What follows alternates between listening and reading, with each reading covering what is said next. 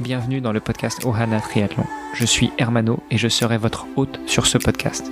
À mes côtés, Olivier De Scuter, le fondateur de la marque Ohana. Tous les jours, en 5 minutes, on vous explique comment lancer une marque de textile de sport et comment performer dans le triathlon. Ce podcast est sponsorisé par Ohana, spécialiste du textile de triathlon, natation, vélo, course à pied. Pour en savoir plus sur la marque, direction ohana.boutique. A tout de suite pour votre première commande.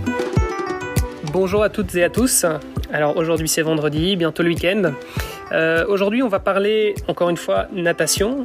Comme on a dit hier, c'est parfois un petit peu difficile de pouvoir continuer à s'entraîner malgré cette période de confinement.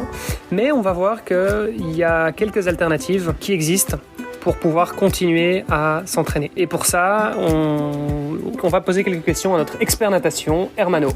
Oula, quel grand titre, expert natation. Écoute, je te remercie. Je ne sais pas, tu me diras à la fin de l'épisode si tu valides ce titre duquel tu m'as affublé. Bah, écoute, pour moi, tu es expert en natation. Vu mon niveau, de manière relative, je te considère comme expert. Eh bien, allons-y.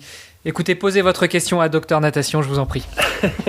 Alors Hermano, quelles sont pour toi les différentes alternatives qui existent aujourd'hui pour continuer à nager, ou en tout cas pour continuer à préparer la saison 2021 en termes de natation? Je vois 5 possibilités, 5 axes. Le premier axe, ça va être le plus simple et ça va être finalement quelque chose que l'on devrait, à mon sens, travailler même quand on a la possibilité de continuer à nager, mais qu'on va pouvoir peut-être intensifier ou alors pour certaines personnes pouvoir commencer à travailler. Bon, on avance déjà dans le confinement par rapport au mois de mars, on aurait dû faire cet épisode au mois de mars, mais il y a toujours des bonnes choses à prendre. Donc ce premier axe, c'est tout simplement la PPG non spécifique, préparation physique généralisée, et quand je dis non spécifique, c'est-à-dire la préparation physique, la musculation que l'on va faire au poids de corps, par exemple du gainage, des tractions, des pompes, des squats, tout le type d'exercices qui ne reproduisent pas forcément un geste en natation. La PPG, je pense que la plupart de nos auditrices et auditeurs connaissent. La PPG, c'est une chose qu'on peut renforcer, donc si j'ai bien compris, on vient rajouter encore une séance ou deux par semaine de PPG pour justement contrer le fait qu'on nage moins. Oui, effectivement, on va venir rajouter une séance de PPG pour compenser le fait qu'on nage moins, ou même remplacer une séance de natation par ce type d'exercice, voire quand on aura repris une activité à peu près normale, eh bien, rajouter une ou deux séances pour compléter nos entraînements de natation, puisque que ce soit en natation, en vélo ou en course à pied, la PPG, c'est toujours bon à prendre. Le deuxième axe que je voyais aussi,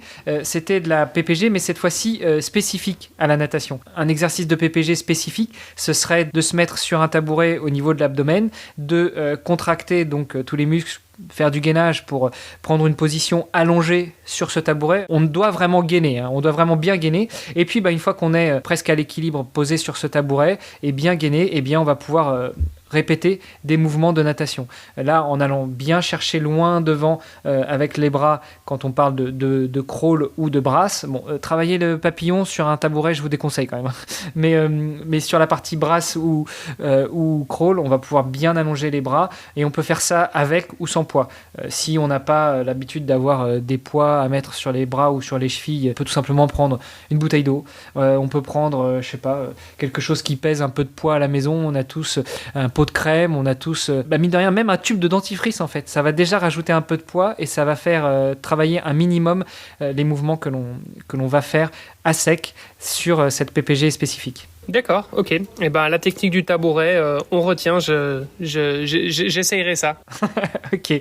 Le troisième axe, si on a les moyens, la capacité d'avoir un bassin à sa disposition. Alors effectivement, les piscines sont fermées. Malgré tout, on a peut-être une piscine chez soi, on a peut-être des amis qui ont une piscine chez eux, ou on a peut-être accès à une piscine dans un hôtel. Et ça va être ce troisième axe. On va aller nager dans un bassin à contre-courant ou dans un tout petit bassin. Et là, l'objectif, évidemment, si on a un bassin de 10 mètres, ça va pas être de faire de la longue distance, mais ça va être de travailler le mouvement de bras, faire des mouvements de bras bien propres, de travailler le virage, parce que à moins que vous vous engagiez sur des triathlons ou sur des natations plutôt longues, si vous faites des choses en piscine, vous allez avoir besoin de savoir faire un virage. Donc voilà, ça va être des exercices qu'on va pouvoir travailler dans l'eau pour garder le contact avec l'eau, long mouvement de bras, beaucoup de techniques, beaucoup de rattraper, c'est-à-dire nager avec un bras et puis après revenir avec l'autre, ou travailler aussi la pousser contre le mur ou faire des virages. Ce qui est intéressant, effectivement, moi, c'est quelque chose que j'ai acheté parce qu'effectivement, j'ai à disposition une piscine, mais qui est relativement petite. Elle doit faire peut-être moins de 10 mètres.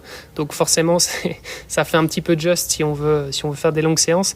Par contre, j'ai acheté effectivement un élastique que j'accroche au niveau de la taille. Et c'est vrai que ça aide pas mal. Les sensations sont un petit peu différentes, évidemment, mais ça permet quand même de compenser un petit peu. Ça permet de compenser, mais effectivement, on n'a pas cette sensation de glisse. On est accroché, donc je ne sais pas si nos auditeurs visualisent bien. On accroche un élastique sur sa taille, on met l'élastique au bord de la piscine, et puis en fait, on fait du surplace. Donc c'est un autre moyen, beaucoup moins onéreux, de nager à contre-courant, en fait. On n'a pas de courant, donc on n'a pas véritablement la sensation de glisse. Par contre, on a la sensation dans l'eau de pousser, de travailler et puis oui, d'essayer d'avancer malgré tout. Je pense que la grande différence, c'est comme tu dis, on n'a pas cette sensation de glisse et donc du coup, pour se maintenir aussi, on va dire, à la surface de l'eau, etc. Et j'ai l'impression qu'on doit quand même monter un petit peu plus en intensité au niveau de l'effort. Donc moi, personnellement, j'avoue que j'ai fait 30 minutes et j'avais mon compte, donc j'ai pas fait plus que ça. Mais c'est vrai qu'on monte un petit peu plus au niveau de l'intensité quand on fait du surplace. Ouais, effectivement. Tu parlais tout à l'heure d'élastique pour cette partie nage dans un petit bassin. On peut aussi se servir d'élastique dans la partie PPG spécifique, renforcement spécifique. Il existe chez Decathlon, pour ne citer que, mais dans toutes les marques et dans tous les magasins de sport, voire même de plus en plus dans les grandes surfaces, des élastiques pour faire du travail de force à sec. Et donc ces élastiques-là, on peut les utiliser pour accrocher sur une table, pour accrocher sur une poignée de porte, et puis simuler un mouvement de nage. Alors encore une fois, c'est beaucoup plus facile à simuler sur du crawl ou de la brasse. On n'aura pas le mouvement de jambes qui sera coordonné, mais en tout cas, on se met debout, on se plie un peu en deux, donc les jambes droites, mais le haut du corps un peu à la verticale, comme si on était en train de nager. Et puis en ayant les mains accrochées à l'élastique, on va avoir de la résistance, et donc on va pouvoir travailler ces mouvements de nage à sec. Tout ça, ça nous permet effectivement de retravailler, on va dire, le renforcement, que ce soit général ou de plus en plus spécifique à la natation. Maintenant, je pense qu'il y a encore d'autres alternatives. Tu parlais hier, par exemple, de la nage en eau libre. Cette avant-dernière alternative que j'envisageais, c'est la nage en eau libre. Alors, ce n'est pas à donner à tout le monde. Déjà, il faut avoir un accès à de l'eau libre près de chez soi. Malgré tout, en général, on arrive quand même à trouver un lac ou une rivière qui soit pas très loin. Il faut que si on a un accès à une zone d'eau libre, qu'on ait l'autorisation de nager dans cette zone. À défaut, ne pas demander l'autorisation et ne pas recevoir de nom, ça ne veut pas dire qu'on y est autorisé, quand même, pensez-y. Mais toujours est-il que si on y a accès, l'autre barrière, ça va être les conditions climatiques. Qu'il fasse beau ou pas à l'extérieur, à l'air libre, peut-être que la température de l'eau ne sera pas optimale. Moi, par exemple, en ce moment, je nage dans une eau à 4 degrés.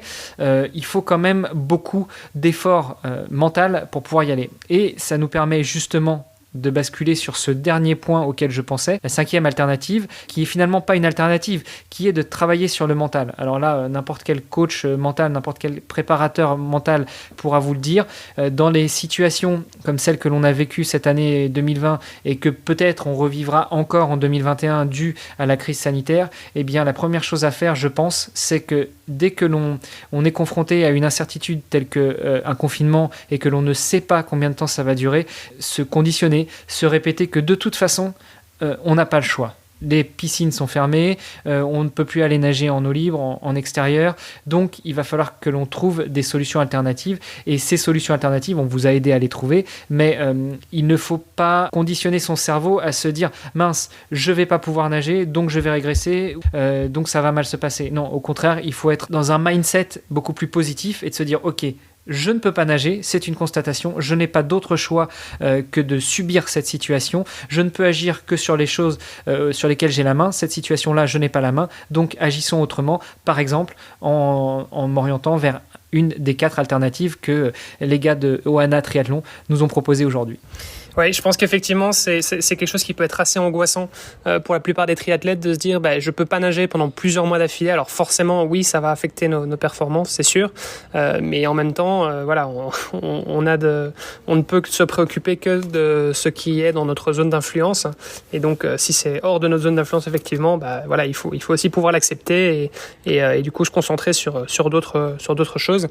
Et de toute façon, ce qu'il faut se dire, c'est que tout le monde est dans la même situation.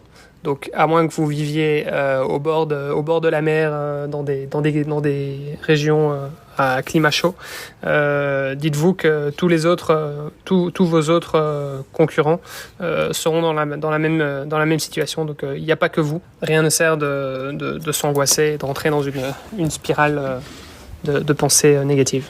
Et ben peut-être que celui qui aura l'occasion d'aller nager parce qu'il est dans des latitudes plus favorables ou parce qu'il habite pas très loin de la mer ou que sa maison a une vue sur la mer et que du coup il n'a que faire des restrictions, en contrepartie il aura peut-être pas l'occasion d'aller courir alors que nous on pourra et au final de toute façon ce qui fera la différence ce sera l'arrivée à la fin de la compétition. Merci pour cet épisode, un petit peu plus long que prévu, mais je pense que c'était nécessaire. En tout cas, c'était beaucoup d'infos assez intéressantes. En tout cas, dites-le nous. Et puis, si vous avez, si vous avez des questions ou s'il y a des sujets qui vous intéressent et dont vous auriez envie qu'on traite dans les épisodes à venir, n'hésitez pas à nous laisser un petit commentaire.